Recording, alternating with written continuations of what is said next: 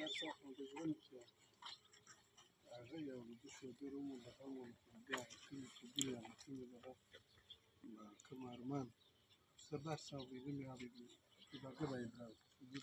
اتلس 19 خپل دغه یو په خدای فاروق فاروق مشرورونو کوم دی هغه بر فاروق دا